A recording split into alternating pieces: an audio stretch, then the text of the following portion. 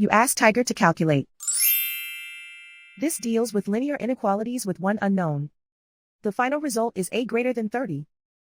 Let's solve it step by step. Isolate the a. Multiply both sides by 5.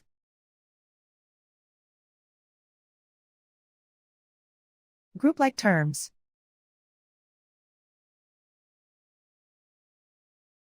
Multiply the coefficients.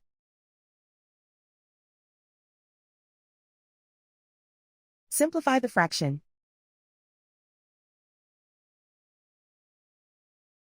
Simplify the arithmetic.